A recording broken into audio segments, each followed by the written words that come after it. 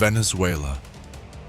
In one single night, explosions lit up the sky, communications went dark, and within hours, a sitting president was captured and flown out of his own country. For the first time in modern history, the United States launched a military operation that ended with a foreign leader removed, military sites destroyed, and Latin America shaken to its core. But here's the question nobody feels comfortable asking. Is Venezuela only the beginning? Are Cuba and Colombia next in line? Or is the story much bigger than that? Hold on, because the truth is far more complicated and far more dangerous than headlines are telling you. Let's break it down. Section 1. How did it reach this point?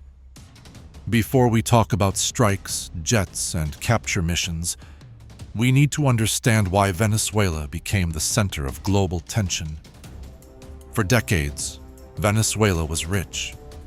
Oil money, mega projects, government programs. But beneath the shine, a deadly dependency formed. Everything, salaries, imports, subsidies, depended on oil prices. And when the global oil market crashed, Venezuela fell into hyperinflation, mass shortages, political chaos, millions fleeing the country. Meanwhile, Russia invested, China invested, Iran supported the government, Cuba sent intelligence and military advisors. To Washington, Venezuela was no longer just a struggling country. It was becoming a strategic hub for anti-US allies sitting on the world's largest oil reserves. That's when the United States stopped watching passively and started planning. Section 2. What the operation really was. Let's clear one misconception. This wasn't a random airstrike. It was a coordinated military operation designed to disable defenses, create confusion, extract Nicolás Maduro, and fracture power inside Venezuela. This type of mission has a name: hybrid warfare. Not full invasion, not occupation, but pressure, precision, and shock. And when the dust settled, Maduro was no longer in Caracas. He was on a plane, heading toward U.S. custody. The world had just witnessed something extremely rare: a superpower removing a foreign leader by force. And suddenly, every country watching asked, if the U.S. can do this to Venezuela, what stops it from doing the same elsewhere? Hold that thought. We're not answering it yet. That's our burning question, the C in HPC. We'll return to it at the very end. Section 3. Why Venezuela matters so much. This wasn't only about ideology. It was about control. Venezuela controls strategic shipping routes, massive oil reserves, regional influence, relationships with U.S. rivals. To Washington, leaving Venezuela unchecked meant more Russian presence, more Chinese investments, more Iranian intelligence networks, more instability spreading outward.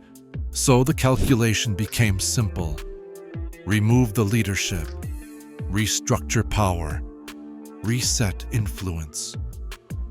But then, something unexpected happened. Section 4. When Cuba enters the story. Cuba has always been deeply tied to Venezuela. Cuban officers advise, Cuban intelligence trains, Cuban operatives help run security structures. During the U.S. operation, reports emerged of Cuban personnel killed. Suddenly, Cuba sees this not as Venezuela's problem, but as a direct attack on its own network. Havana reacted with anger. Statements, mourning, threats, and the internet exploded. Is Cuba next? Let's slow down. Cuba is important, but military invasion, high risk, high cost, global backlash guaranteed. So instead, Cuba faces what Venezuela faced before: sanctions, isolation, pressure, covert intelligence games, not tanks, not boots on the ground, at least for now. Section 5. Where does Colombia fit? Now we look at Colombia. This is where people often misunderstand the geopolitical map. Colombia is not Venezuela. Colombia is a U.S. ally, a military partner, a base for operations and logistics.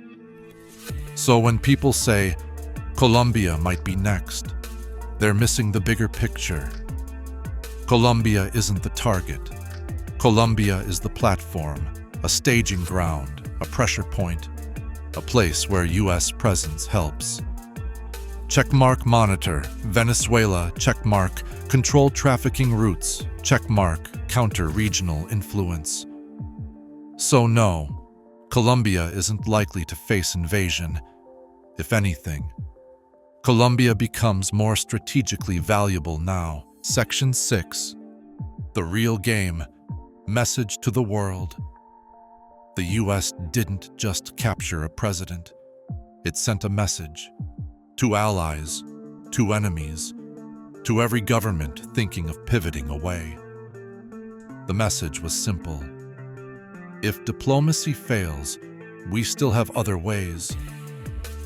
This is why countries like Russia, China, and Iran reacted so strongly. Not because it was Venezuela, but because precedent was created, and precedent is dangerous. Because once something is done once, doing it again becomes easier. The question we saved for the end: could the U.S. do this again? And if yes, who is truly at risk? Here's the honest answer: a full invasion, highly unlikely. Modern wars aren't fought that way anymore. Instead, superpowers use economic strangling, covert intelligence, targeted strikes, political replacements, narrative wars. So, Cuba is not next invasion. Colombia is not next invasion. But yes, both are part of the chessboard.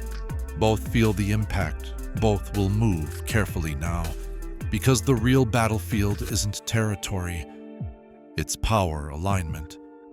And the United States just showed it is willing to redraw the board. So here's the takeaway. Venezuela wasn't random. It was strategic. And the ripple effect will shape Latin America for years. What happens next? That depends on how other countries react. Do they resist, or do they align? And that's where the real story begins. Let me know in the comments. Do you think the U.S. went too far, or was it necessary? And which country do you think feels most threatened right now? Make sure to subscribe if you want deeper geopolitics explainers, because this situation is only getting started.